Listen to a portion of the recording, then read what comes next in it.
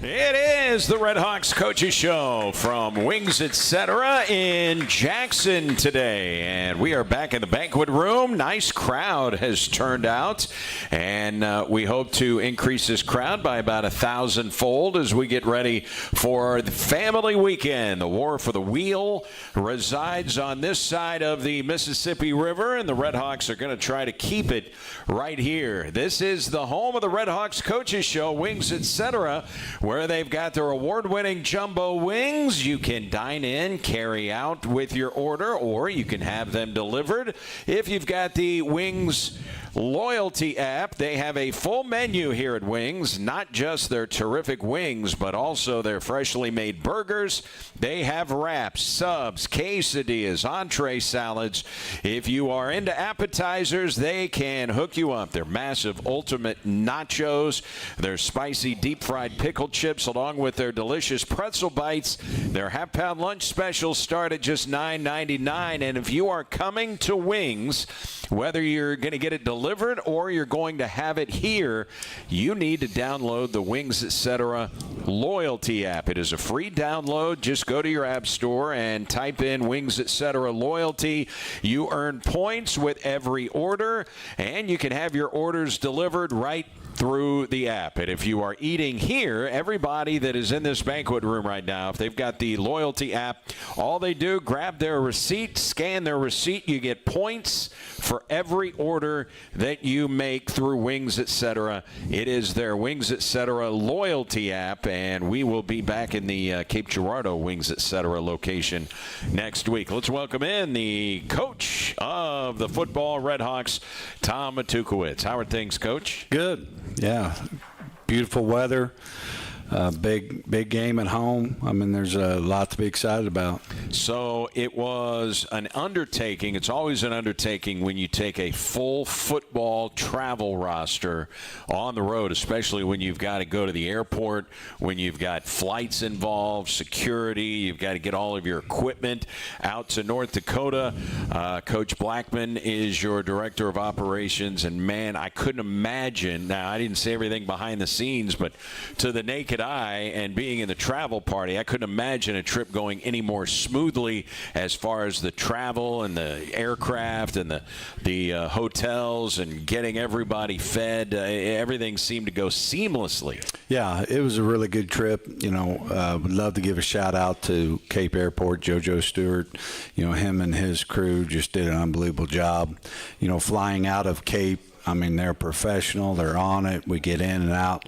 When we're coming back, we had all kinds of problems with their security people up there and their ground crew and everything. Just made you appreciate the job that we do well here in Cape. But, yeah, our two things that happened was on the trip in the airport or on the plane, one of our computers got damaged on our headset. And so we didn't have a computer there. The headsets work because we can do it manually and all that. But most teams, I don't think people realize, most teams travel with semis. So most, you know, certainly bigger schools, SIU has one, they truck all their stuff, and it's just a little safer.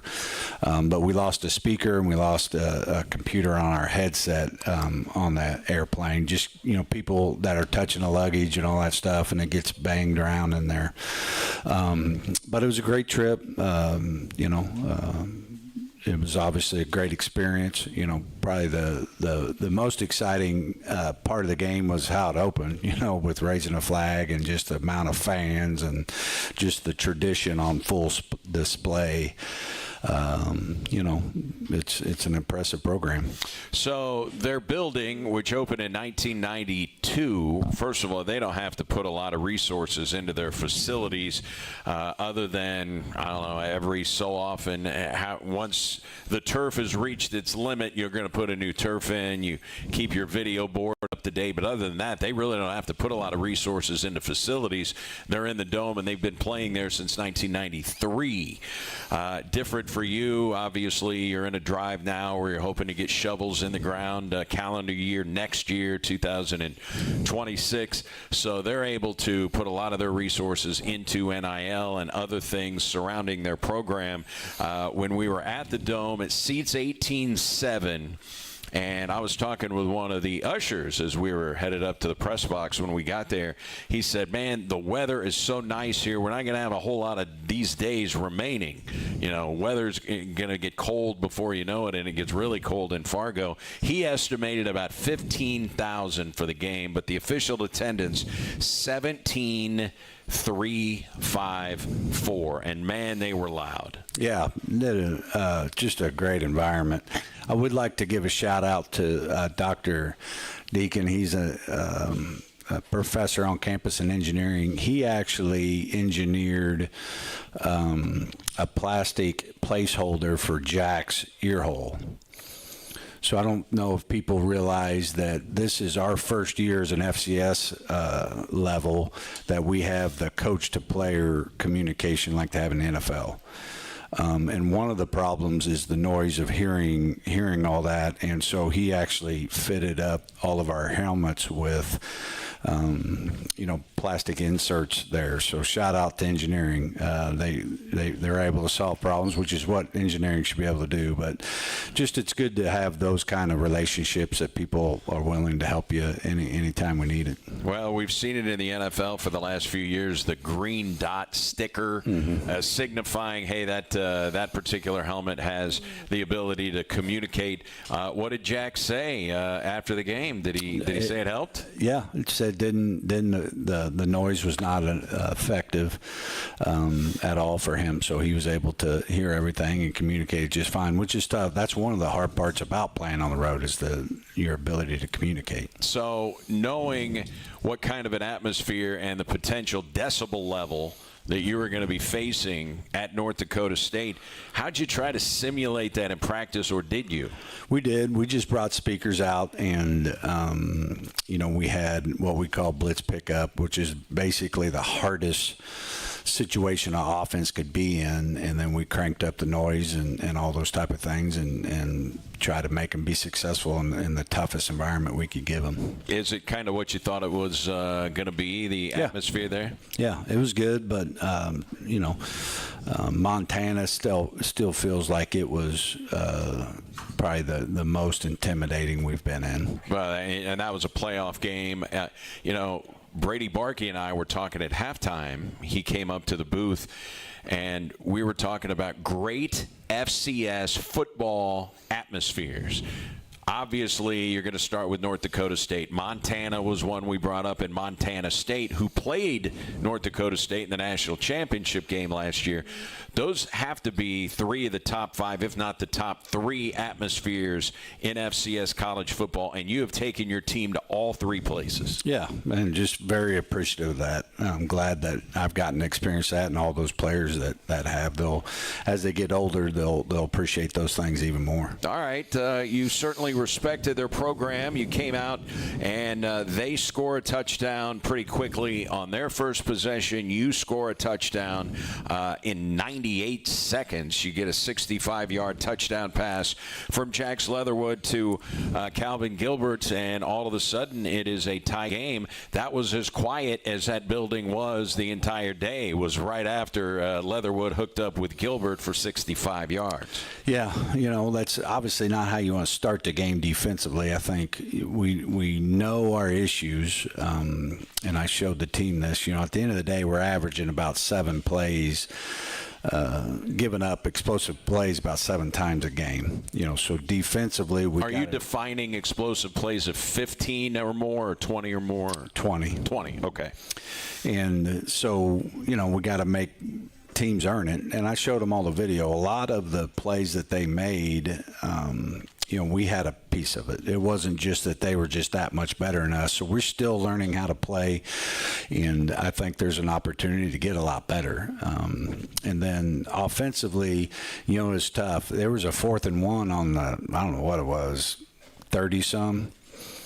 Right before we threw that pass, and just felt like, hey, we have to pick up this yard. We feel like Jax is a good runner. He's big, those type of things. So being able to sneak it and get a first down and then hit an explosive passing game was huge, as this offense still learns how to, play together and win. So the 65 yards to Gilbert, and I don't know this for sure, but I'm guessing he's probably getting more playing time now with the injury to Anthony Westervelt. And, boy, he looks like a promising young player. Yeah, absolutely. And he's that type of receiver that you like. He's 6'4", long, and fast. Yeah, totally. I mean, very athletic, very long. His catch radius is pretty impressive. I think it's just all about development. On his recruiting visit, he's been in a junior college for 2 years, and on his recruiting visit, he was wearing his high school clothes. And I said, hey, buddy, that's the problem. You're 2 years out of high school. You should have outgrew your high school clothes by now. But he was at Independence. They're underdeveloped. He didn't eat. He doesn't train like he needs to. But if he can buy into all the stuff off the field, I think he has a chance to be a dominant guy. Maybe it's a year or so away. But, 180, the difference between 180 and 195 is everything. So if he can have that kind of catch radius and things like that at 195, man, now he's dangerous because he can run, but he's not thick enough to run through arm tackles yet. Now I'll have you know he's not 180. He's listed at 181, Coach. So you give him a little credit. Yeah, there you go. But 6'4". Yeah. You like those tall guys, and you've had so much success with big, tall receivers. Yeah, I mean, that's obviously we've kind of changed. I think we started that maybe 4 years ago. I just feel like, when you're young and coaching, you want the speed, but really it's just hard to run away from people anymore. Those days are kind of over. So really the person that has great strength at reception point is probably the most important thing. And so just those catch radius guys are the biggest thing. All right, we got a burger and tots. Who we got? There we go. We found him. So what's interesting is I know you like the tall receivers. I mean, Dorian Anderson was 6'7". Tristan Smith 6'5". You've had success with big guys, but you haven't shied away from recruiting guys that aren't 6'3", 6'4", 6'5". Cam Pedro is 6 feet tall. He's the best receiver you got. Yeah, totally. Cam's having a good year, and you need that balance. You need a guy that can make plays after the catch for sure. And Cam's just a tough matchup. If somebody's going to play us man, those type of things, he's really hard to cover. He's got the top end, great ball skills, and so it's good to have balance. And Coach Dez, our wide receiver coach, has done a great job recruiting, I think. All right, so you can think you've taken your teams to some of these places where the crowd is a factor, but it's the first game for Jax Leatherwood playing in a place where the crowd is a factor. How do you think he handled it? You've talked about how mature you think he is, but you don't know how a guy's going to react until they're in a certain situation. How did he respond in your mind? Yeah, I think all along we've felt like he's had the talent to be an all-conference performer. I think what you don't really know until you get into games is what kind of competitor is he. You know what I mean? And so when all that stuff hits the ground, is he going to fold or is he going to rise to the occasion? And just like when he scrambled and jumped in the air and they flipped him and he got the first down, that kind of tells you what kind of competitor he is. It's about moving the chains. He's going to put his body on the line, and it was a full flip for anybody that didn't see it. I mean, they upended him. Yeah, and he looks like he the negative of playing that game is he couldn't practice yesterday and he may not practice tomorrow. Like, that's the negative of playing a game like that. But loved how he competed, and he'll be the first to tell you, he's still learning the game, and you learn by playing. If you have the right mentality, and these are one of my keys to victory. Like, we have to use North Dakota State as an advantage. Playing that game has to help us. Right? So you go and you play North Dakota State, they're going to be good enough to show all your weaknesses. You're in a tough environment. You got all these things. It's really hard, and we need to take all those lessons and learn from it. But one thing that's hard, and I worry about it because we have a young or new team, is confidence. You know, you go up there and you lose. We've lost 2 games. And so sometimes that affects you in a negative way, and that's what we can't happen. We have to use North Dakota State as a positive. Like, I promise you SIU is not as good as North Dakota State. All right? So now let's learn our lessons and let's play well at home. But if we don't improve and the same things happen, then we're going to get beat by SIU just like we did North Dakota State. So, Peyton, well, do want to ask you, because I asked you in the post-game show, at one point late, the final series that Jax was out there, you could see him limping before a play. You send the punt unit on, and I see him limping off the field. Not drastically, but you could tell he was limping a little bit. It looked like his left leg. And so then we see Patrick Heidert out there to finish off the game. Your backup quarterback, veteran guy. It was his 11th game that he has played in a Red Hawk uniform. So obviously my first question is, how is Jax? Is he okay? And after the game, you said no, he's okay. Yeah, I think he'll play this week. You know, but he will have to do a good job taking care of his body.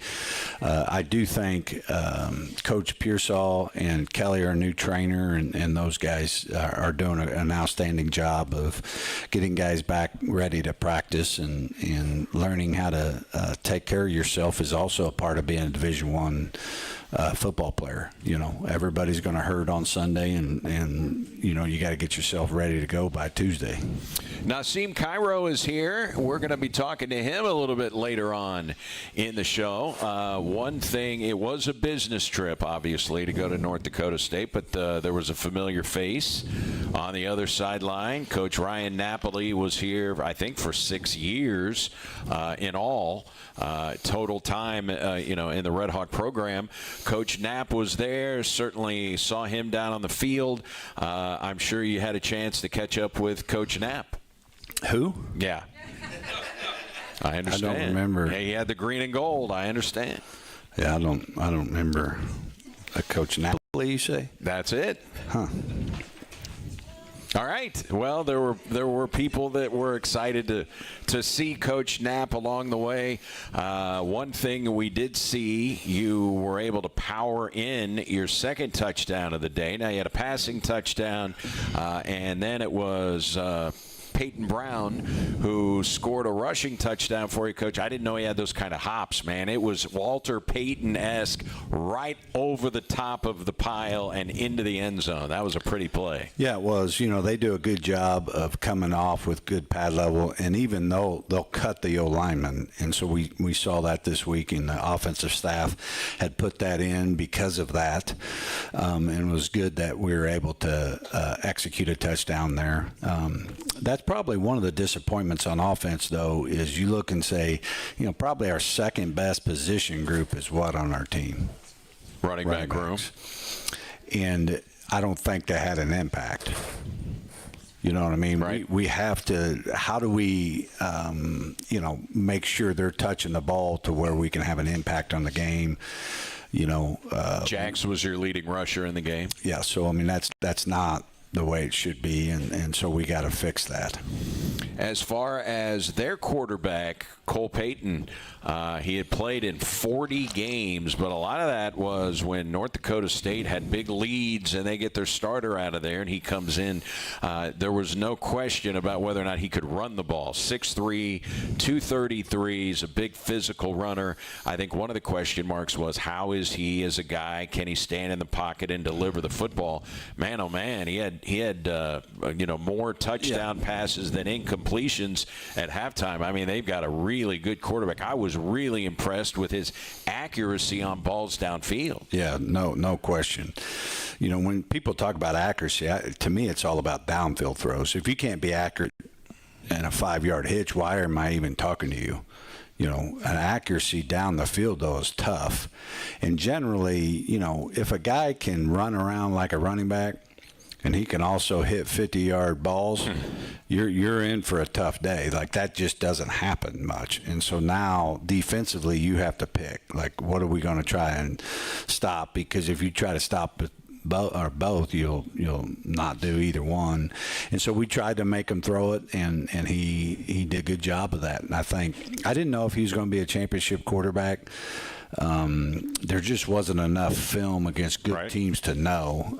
But I really feel like, just he's a fifth-year senior, his maturity, his ability to create after a play breaks down, and if he has the accuracy to hit downfield balls, I think they got a great chance to win it again this year. Yeah, he was a pretty highly touted dude. He was the Gatorade Player of the Year in the state of Nebraska coming out of high school. So the pass interference calls in the game, I know that was probably a little frustrating for you. Now, anybody who's watched sports for any length of time, you got to understand makeup calls are a real animal in sports. Football is the same way. You see it a lot in baseball and basketball especially. But there was a controversial pass interference call that you got that I think the fans thought maybe just feet getting locked up or somebody tripped and fell. And so they really didn't like that call. And then right before halftime, they're going to have to run their kicking unit on to kick a field goal right before halftime. There's a play in the end zone.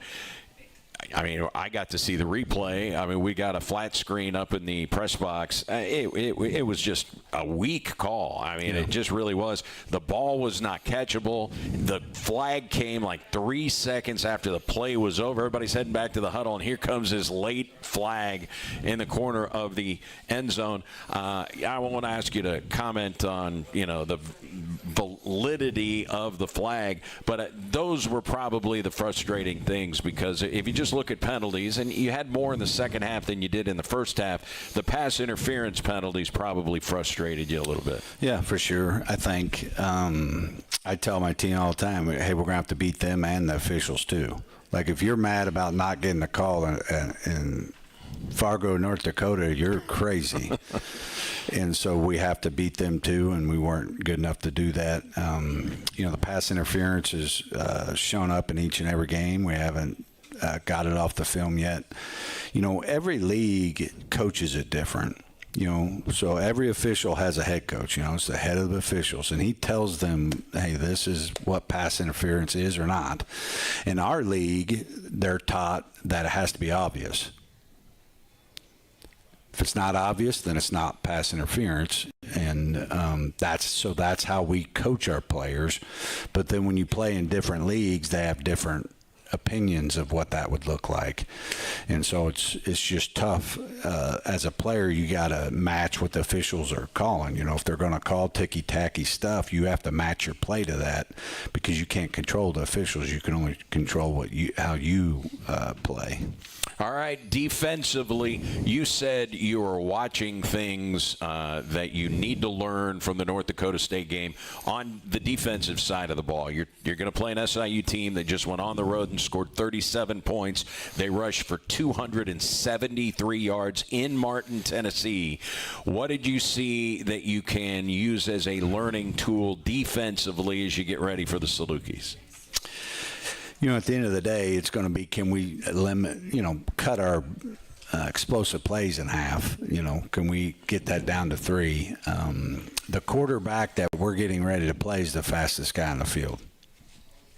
So he's faster than anybody they got, and he's going to be faster than anybody we got, or UT Martin had, or, So we're not going to, eliminate him. We have to manage him, and we have to really be physical on our tackles and stuff, because really, there's a lot of risk in having your quarterback be the whole thing, right? Like, you're literally one play away from things looking a lot different. And that's the way it was last year. Yeah, DJ Williams, who you're talking about, gets hurt in the Incarnate Word game. He won the Player of the Week in the Valley, but he was lost for the season in that game.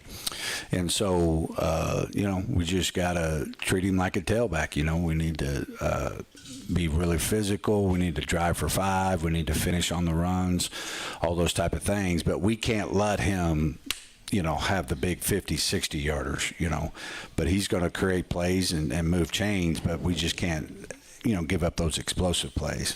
So I wanted to talk about your ability to punt the football in the game. Ryan Kingston, he had a couple that kind of went off the side of his foot early in the game, but I thought he recovered nicely. In the game, he has a 56-yard punt. He put 2 inside the 20, and after those 2 early punts, I thought he settled in and kicked the ball very well. No, he didn't. Oh, you didn't? No, okay. No, you are mistaken. All right. So he punted terrible. He got some nice rolls. So was that him? No, it has nothing to do with it. He hit bad balls. It hits the ground. It takes off. Okay. That's one of the disappointment things. Our kickoff return was trash, and our punt unit was average. So we gotta get those units back going. All right. I've got one positive on special teams that not even you can poo-poo. Okay, give Justin Keller kicked off 3 times, 3 touchbacks. You can't do better than that. You win. You're correct. He's putting together a really solid year. Yeah. When you look at that, he hasn't missed a field goal. We've been moving the ball around trying to figure out what his best ball, how his leg swing is and all those things, and kind of finding our groove there. And so if you're not having to worry about a kickoff return, man, that is powerful. So, he just needs to continue to stay locked in and focused, but I'm really glad he's here and great teammate too. Hopefully he comes on the show soon. You get to meet him. Really, really great kid. And when you go up against Southern Illinois on Saturday, their kicker, Paul Geelan, kicked a 53-yarder against Purdue, and he had 6 touchbacks against UT Martin. They've got a legit kicker. Yeah, a dog. I mean, he is a great specialist, which is main concern. If they could take a third of the game out, and all of our return stuff are a non-factor, then their odds go way up. So we got to figure out how we can affect him. So Nasim Cairo is going to join us here, Coach, and I know going into the season, he's one of your more experienced, not the most experienced guy. I mean, Stephen Lewis has played in 48 career Division I games on that defensive line. Sam Keeper just played in his 40th career game and had a sack in the game against North Dakota State. Nasim Cairo has played in 36 games, and prior to the season, you were talking about his leadership skills. Yeah, just so proud of him, the man he's becoming, and is really brought him on the show. One of the other keys to victory is our seniors play their best ball. When you look at SIU, I couldn't believe this, but they have 20 of their 22 starters are seniors. 20 of 22 starters are seniors. They have a very veteran team. They've had all kinds of players that played in this game a year ago, or even 2 of these games. If you look at our offense, all right, Pedro's the only starter that played last year. Peyton came in and played some, but the only starter we have on offense that played in the game last year was Pedro. Defensively, not a lot of guys. Nasim was one, but for us to have the kind of season we want to have, for us to, keep the wheel and hang a brickyard thing, it's going to come down to our seniors. Like, it's hard enough for all these new players and all these young players to play well, that you got to count on your seniors to lead us well and to have a great week of practice so they can go out and have their best game. And he's doing that. He's a rock star. He's banged up and gotten through it, and just everything you want in a player right now. When you talk about veterans and guys who've been through it, SIU leads in that category. I was doing research last night, Coach. They have 25 fifth, sixth, or seventh year players on the roster. 25. They have 5 sixth-year players and very 2 old. seventh-year players, and their quarterback is one of the sixth-year players. But in college football, old teams are better, right? Yeah, it's just physically, there's a big difference between a 23-year-old and a 19-year-old. I mean, and then just all of the reps and the maturity that creates and all that stuff. So it's really hard to beat a veteran old team. So that we got a work cut out for us. All right, we're going to talk with Nasim Cairo. We'll ask him. We are in Jackson. He is from Edwardsville. We'll ask him how that Jackson versus Edwardsville football game turned out on Friday night. We will get it straight from the former Tiger himself, Nasim Cairo. Going to join us when we come back. We're at the Jackson Wings, etc. It's the Coaches Show on SEMO ESPN.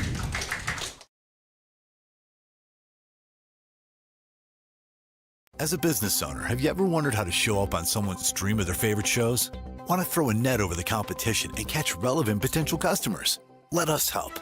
We're creative, ruthlessly efficient, and ready to set up your advertising game with digital options. Don't be scared of the future. Embrace it and use it to your advantage. Visit maxdigitaladvertising.com and get in touch with Tommy, a local rep ready to make a connection to help your business grow. That's maxdigitaladvertising.com.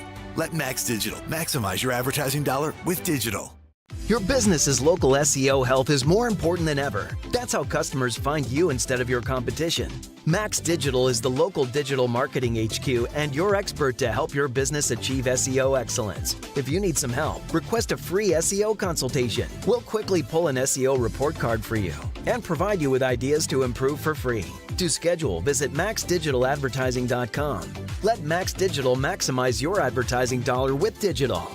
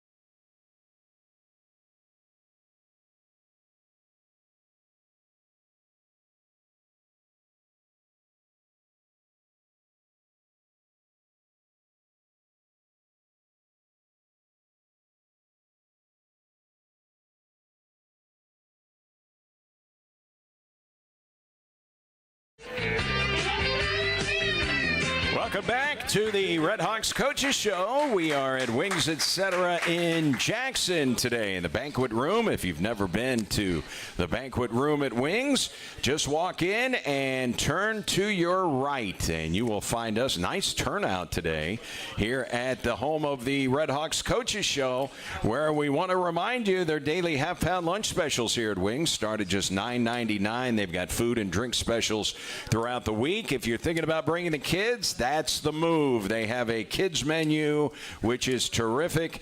They have the family-friendly video games in the dining room. If you're a Golden Tee fan, Wings is your place. They're open 7 days a week, late on the weekends, because a lot of times the games run late, and they've got all the games in high definition on their flat screens here at Wings Etc. We have not one, but 2 Monday Night Football games, and you can watch them tonight right here at Wings. Or if you're following the St. Louis Cardinals, big showdown with the Cincinnati Reds tonight. 12 games left in the regular season. Cardinals are 4 out of a wild card slot, so not technically eliminated yet. They'll have Cardinal baseball in high def right here at Wings. And we want to remind you to download that Wings Etc. loyalty app. You get points on every Wings order, whether you're eating in, whether you're taking out, or whether you get it delivered through the Wings Etc. loyalty app. It's a free download. Make sure you download that to get the very best food from Wings Etc. and points for all of your orders. Let's welcome in Redhawks defensive lineman Nasim Cairo. Do you like to be referred to as a defensive lineman, a defensive end? What do you think? I'm a defensive lineman. You know, I might not look like a defensive lineman, but I'm a defensive lineman. I put my hand in the dirt. I'm in the 3, the 0. I can do defensive end things too, but no, I'm a defensive lineman. All right, so according to what I looked at, the roster last year versus the roster this year, we got you putting on 12 pounds of muscle in the offseason. Are we accurate about that? Yes, sir. Yes, sir. How hard is it at your age with that metabolism to put on 12 pounds of muscle in an offseason? I mean, it just really goes back to how much you care about your body and how much you care about what you're trying to reach. You know, I knew from the last year that I needed to put on some weight. Even though that I had a really good season, I know I could do better. And it was really just staying consistent with the little things, eating every day, watching what you eat, you know, and just eating until you're not hungry no more. So, yeah, been pretty well. Now, if you're really going to get after it, do you have to eat even though you're not hungry anymore? Yes. There was some periods where, you know, you're not hungry and you're laying down and you're trying to go to bed, but you're like, I got to put on some weight, so let me go make some sandwiches or let me go get something else from the gas station, you know. But, you know, you grow out of it eventually and your stomach going to stretch with it, so it's all right. So you went to Edwardsville High School, Edwardsville, Illinois. So that's a very short trip for anyone from Edwardsville that wants to follow what you're doing. Like last year when we played at Lindenwood, hop and a skip, just a hop and a skip to get down to Carbondale, where the wheel was taken back to Cape Girardeau. The war for the wheel was won by the Redhawks, and it's very easy for people from Edwardsville to come see you at Houck Stadium on Saturday. Yeah, no, I mean, I'm very glad that Edwardsville's not that far. Have a lot of still good relationships back in Edwardsville with friends and family friends, and very happy that it was close.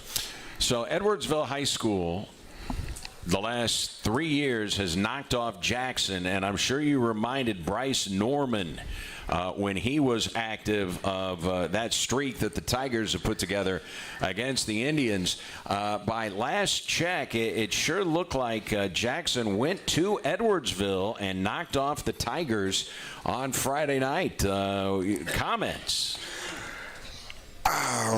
You know, sometimes you can just be off. I mean, I feel like they just had an off day. You know, like, as you said, they've been doing it for the last 3 years. So probably something just off, and they just, you know, really 2 well-coached teams. You know, a lot of respect for Jackson and how they played. But, you know, I know Edwardsville, they're going to get it right. It's all right. And the officials were trying to help. They called Jackson for 23 penalties in the game in Edwardsville, but Jackson still found a way to win the game. Now, what we will say is Edwardsville has been in the Illinois playoffs for 13 consecutive years. I mean, playoffs are a way of life there. Talk about some of the playoff runs you guys made when you were there. It's really just a part of the culture, man. Like, playoffs is just it's not negotiable. Like, you got to make it to the playoffs every year. Every year that I've been there, we've had a winning season. And at first it was under Coach Martin. Now it's under Coach Pick. But it's just really just a culture, and just the games in Chicago when it gets cold, and, you know, them long bus rides, you know you're really in playoff ball. All right, what'd you think of the atmosphere in Fargo, North Dakota at the Fargo Dome on Saturday? Great atmosphere. You know, when they grabbed us to walk up for the captain and a coin flip, just being under the lights and just taking it in and just really realizing where you're at in the experience. You know, it was great to be there. Love, you know what I'm saying? They had, I say they were loud, but, you know, as Coach Tuke said, Montana was louder. So they were loud, but Montana was louder. All right.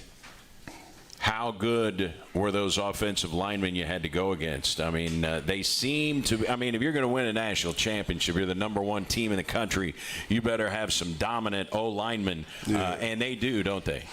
I feel like the biggest thing with them is just they're just very technically sound. You know, like when you watch film, their first step, everybody's looking the exact same, and we knew that what we're going into.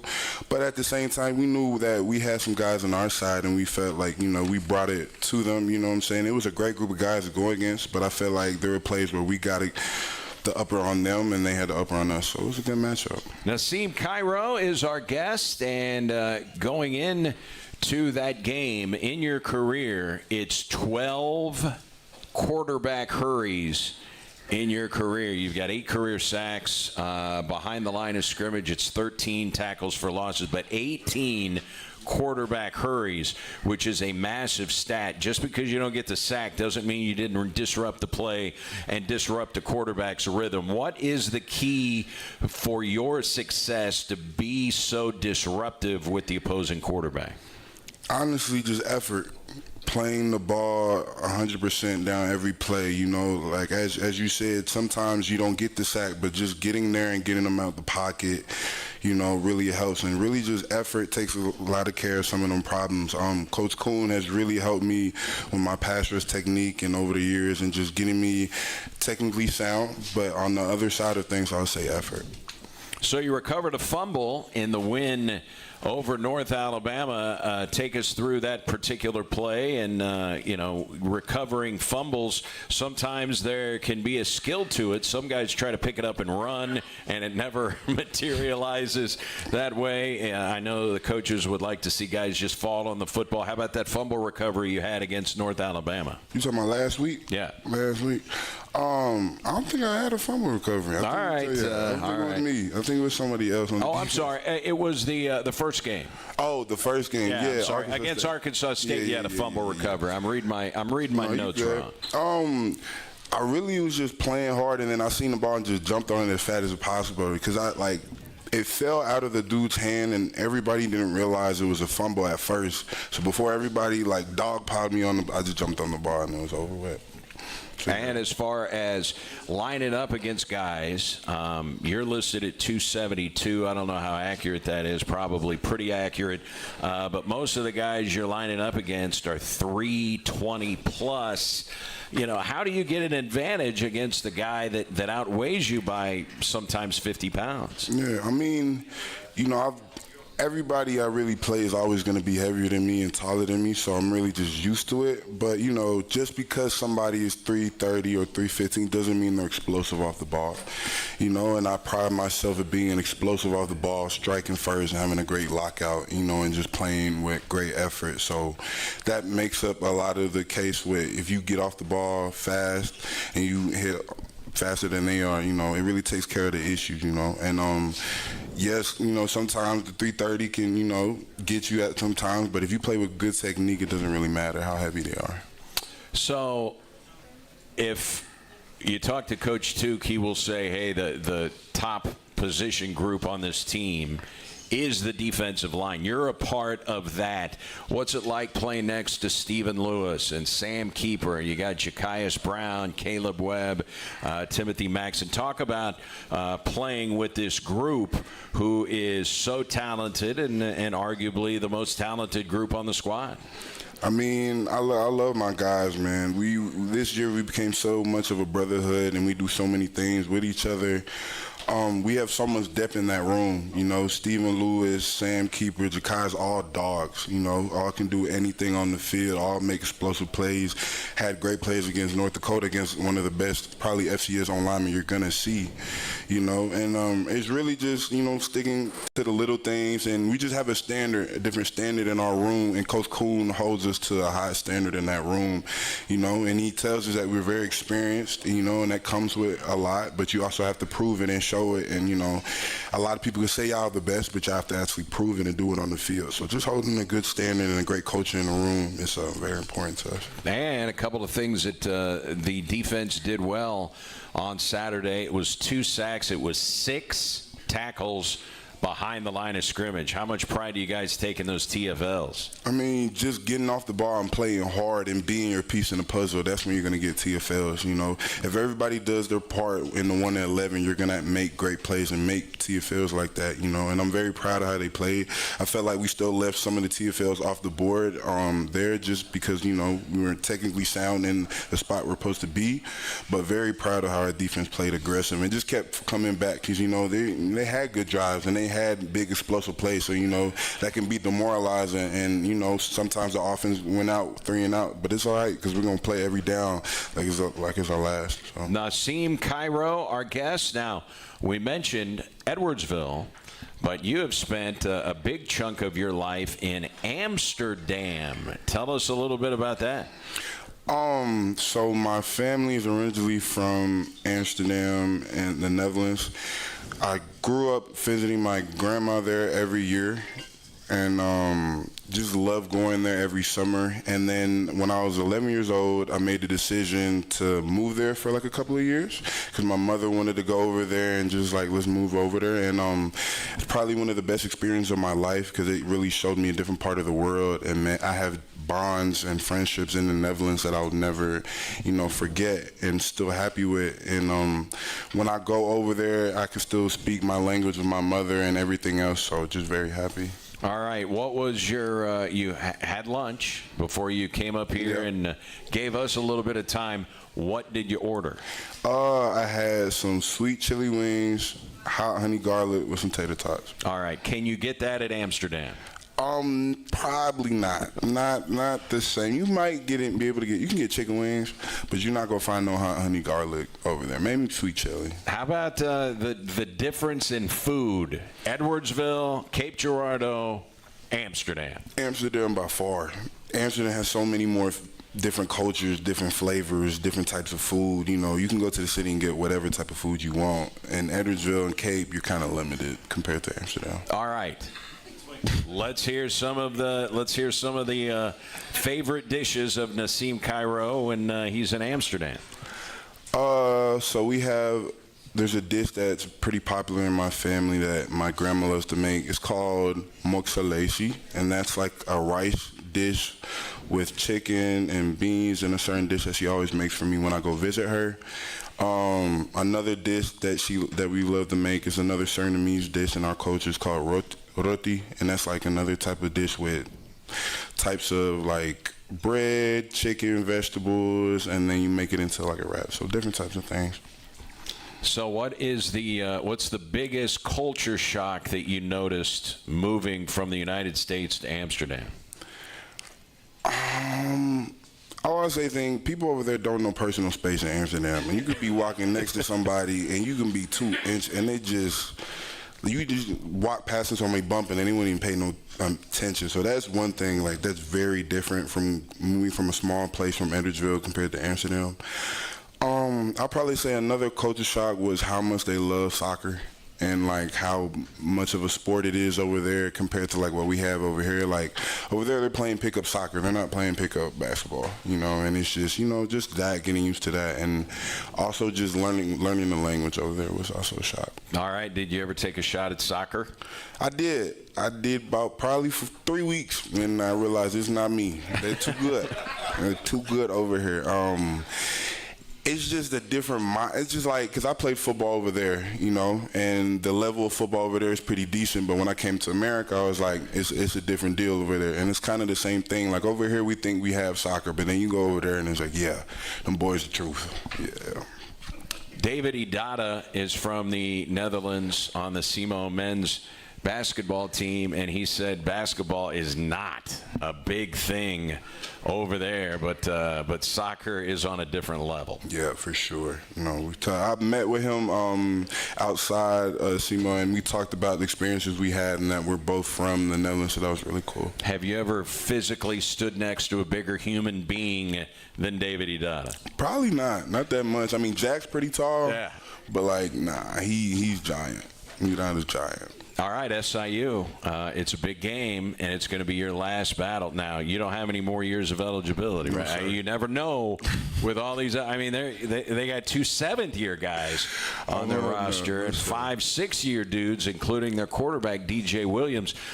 Your last chance to play in the game for the wheel. What are your thoughts on SIU coming in here? Family weekend. Last year, when SEMO played over there, it was the second largest crowd they've ever had at Saluki Stadium. The only bigger crowd was the first game when they opened it in 2010. Mm-hmm. So we know how passionate they are. Red Hawk fans showed out. You know they're going to bring a ton of people.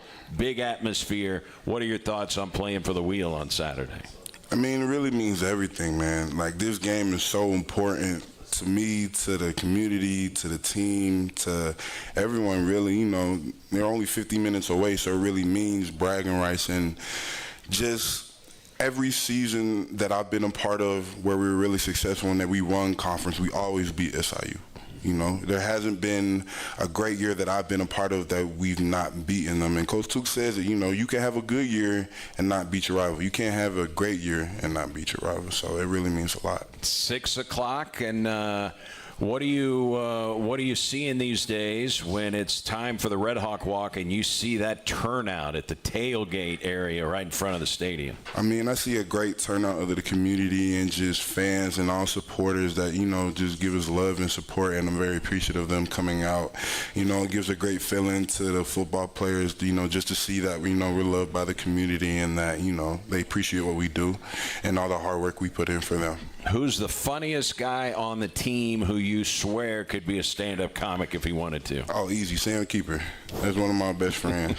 In the D lineman room, he always got us joking, and sometimes too much. You know what I'm saying? So you're saying he's bringing material to the meeting?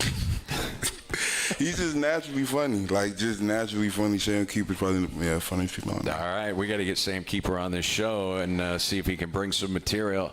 Nasim, it is a pleasure to catch up with you. I don't know if you finished those wings, but yeah, go finish that. And we appreciate the time. Stay healthy and best of luck against the Salukis this Saturday. Thank you so much. All right. Nasim Cairo, appreciate his time.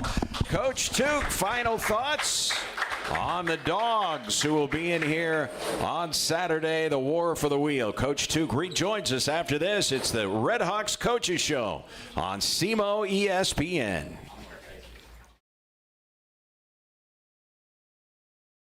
As a business owner, have you ever wondered how to show up on someone's stream of their favorite shows? Want to throw a net over the competition and catch relevant potential customers?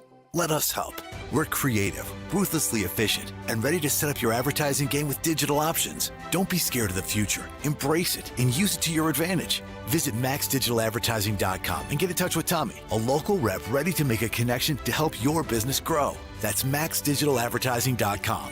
Let Max Digital maximize your advertising dollar with digital.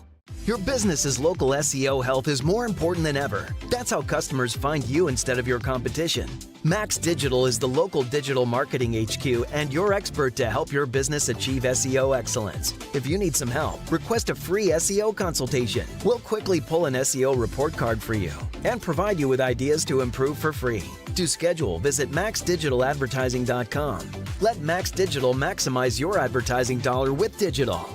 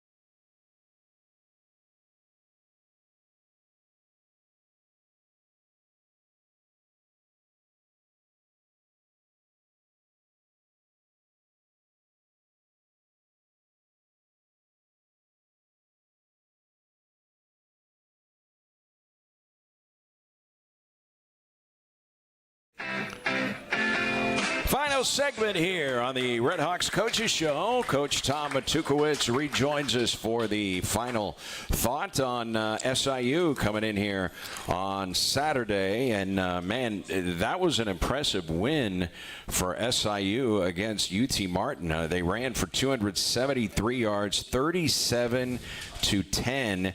That is the largest margin of victory in a road game since 23 for Western when they went to Western Illinois and beat them by, I don't know, 63 points in that particular game. But that's a solid win. They moved up in the poll. I wanted to run this past you because I know how you follow Tennessee Tech. They played a non-scholarship. Let's try it again. Non-scholarship team in Davidson and scored 72 points, and they moved up in the polls from 15 to 12. But SIU with a legit road win, they moved up from 17 to 13 in this week's poll. This is a really good program that's playing really well right now, SIU. Yeah, absolutely. We talked about the seniors, but also they got great players. They actually fumbled into the end zone. So really, they had 3 turnovers. Yeah. So I mean, they got after him, and could have played a lot better. So they definitely got our attention, and it's nice that this rivalry means something. It wouldn't mean anything if both programs are bad. Both programs are in and out of the playoffs and those type of things. And happy to have the game mean so much and have a quality opponent coming into Houck. And Houck's a tough place to play. It really is. And so we need it as tough as we can make it on them, and can't wait for Saturday. So they opened their new football stadium in 2010. SEMO was the second team to play. They played at Quincy, non-Division I. So the first FCS team to go in there in 2010 was SEMO, and SEMO beat them. I think they were ranked 5th. SEMO won the conference, their first conference title that year. But other than that first game, last year's game at Saluki Stadium, the second most attended game in the history of that stadium, which tells me they're going to bring a lot of people here on Saturday. Yeah, absolutely.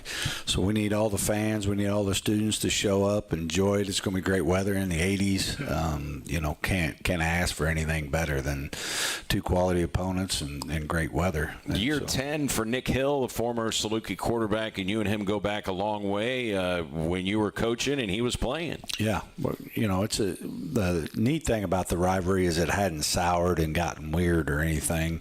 There's a lot of respect both sides. He's a great man, great husband, great father. I mean, all the things that I want to try and be, I think he does. He's a good football coach. He's got a good football team. A lot of people will be there that I know, get to say hi for the game and all that. So it's just added to the rivalry, I think you were really smart to make it a trophy game years back when you did, because even though that relationship hasn't soured, in men's basketball, we got a former Saluki on the team, and he was a coach there. He was a part of championship. They will not play SEMO in men's basketball. They wouldn't do it. But you have developed this big rivalry trophy game. It's not a question year in, year out. Is SIU going to be on the schedule? You can't get them on the men's basketball schedule. They're not on the schedule this year? No. I mean, that's, to me, I know. They haven't been on the schedule for years. That's above a coach. If I was the president of SIU, we'd play SEMO every year. Like, some things are bigger than a coach. That game's one of them. Like, I don't think coaches should get to decide those type of rivalries. You know what I mean? It's good for the communities and all that, so that doesn't make any sense. How much pride do your players take in the wheel? It's interesting. Every spring when we go through spring ball, I take the 4 Fridays in spring and I go over a quarter. So we watch the previous game, we watch the first quarter, and then the next week the second quarter. So we install the rivalry during the spring. But I may move that to June just because we have so many new players that even come in June. But and I'm worried, do they understand and appreciate this game? But I think they do. I think they understand it and will be ready. All right, 6 o'clock. You probably would rather it be in the afternoon. You hate waiting 11 around. 11 a.m. 11 a.m. be good, but 6 is good. We got 6 official visits. We got all kinds of recruiting goes on with it, and so I know a lot of other sports will bring recruits in. This is a time to promote our community, to promote our school too. This is helps in enrollment, all those type of things. We're fighting SIU for students just like recruits. Can't wait. 6 o'clock, the wheel on the line at Houck Stadium. The wheel is right now in Cape, and we are hoping that it is going to be in Cape when that game comes to its conclusion on Saturday night. We'll see you over there, Coach. Thanks so much for your time. Appreciate it. Sounds good. That is Coach Tuke. That is the Redhawks Coaches Show. We'll get you back to regular programming here on SEMO ESPN. Thanks to Nasim Cairo. We do want to ask Nasim, because my wife texted in. She wants to know, what is that on your back placard, your back guard? What's that a picture of? It's a picture of the clown from It. Pennywise. Now, what's the story behind that? Because she thought it was Pennywise. She had the binoculars on it. It's something to scare my team on. That's all it is. So you're trying to be scary. All right. Okay, there you go. So we got the answer to the question. Look for the Pennywise face on the back of Nasim Cairo Saturday for the wheel matchup with the Salukis. All right. Our thanks to Dylan, Tommy, Rachel here from River Radio. Appreciate their time and effort. We'll get you back to regular programming. Enjoy the rest of your Monday, everybody. So long from the Coaches Show at Wings, etc.